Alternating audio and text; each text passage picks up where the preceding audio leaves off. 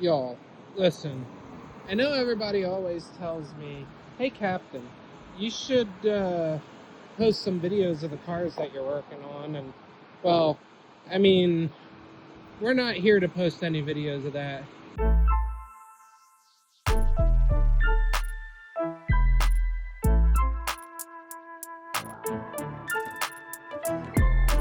Seriously, don't look at them, especially not that one. Today, I wanted to make a video because you see this?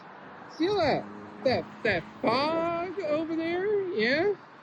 You see over there and over there and all through there and everything?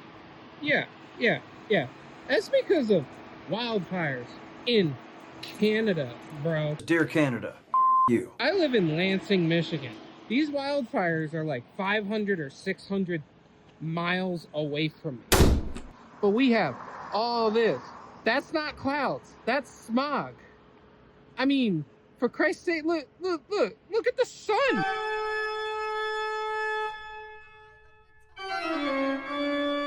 Are you sure about that? Look at the sun, guys. Looks like somebody smoked an entire truck full of cigarettes out here.